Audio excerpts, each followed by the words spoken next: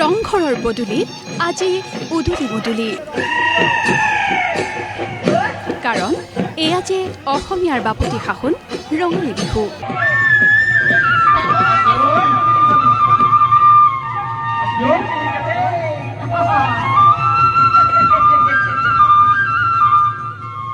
এসময়ত আহোম স্বৰ্গদেৱে এই ৰংঘৰৰ পৰাই দা ডাঙৰীয়া সহিতে ৰঙালী বিহু উপভোগ কৰিছিল।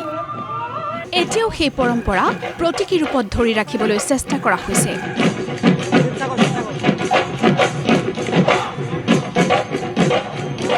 বৃহত্তৰ ৰংপুৰ ৰঙালী বিহু সন্মিলনীৰ উদ্যোগত পহিলা বহাগৰ দিনা দিনজোৰা কাৰ্যসূচীৰে মুকলি বিহুৰ আয়োজন কৰা হয়।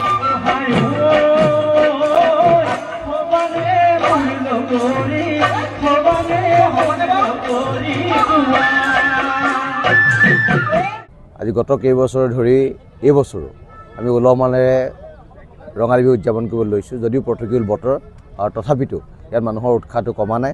হাজাৰ হাজাৰ মানুহ ইয়াত সমবেত হৈছে।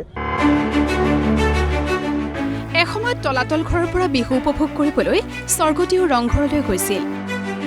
ৰজাৰ সৈতে হাতীত উঠি ৰংঘৰলৈ গৈছিল মন্ত্ৰী দা ডাঙৰীয়া।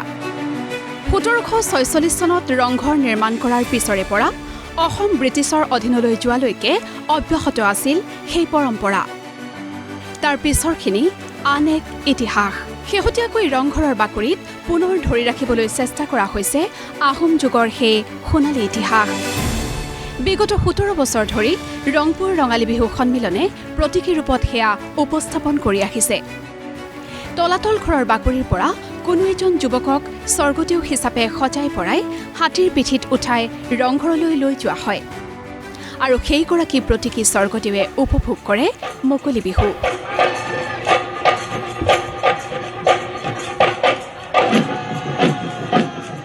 ৰংঘৰৰ বিহুৰ এক সুকীয়া মৰ্যাদা আছে আৰু এই ৰংঘৰৰ বাকৰিতে আচলতে স্বৰ্গদেউ ৰুদ্ৰসিংহৰ দিনতে বিহুৱে এক ৰাজকীয় মৰ্যাদা লাভ কৰিছিল। আৰু এই ৰংঘৰৰ বাকৰিতে আমি প্ৰায় ইতিমধ্যে আমি 18 বছৰত আমি বিহুৱে আজি ভৰি দিছে।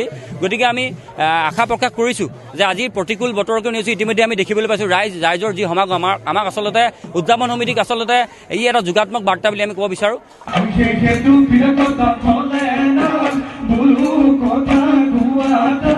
বুধবাৰৰ এই মুকলি বিহু অনুষ্ঠানত বিহুৰ লগতে আন ভালেমান সাংস্কৃতিক কাৰ্যসূচী ৰূপায়ণ কৰা হয়।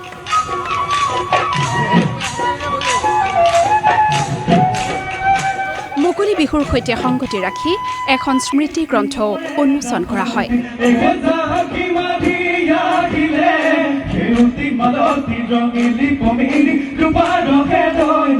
ভিডিঅ' জাৰ্নেলিষ্ট মুস্তাকৰ সৈতে শিৱসাগৰৰ পৰা মুজাক্কিৰ আহমেদৰ ৰিপৰ্ট, প্ৰতিদিন টাইম।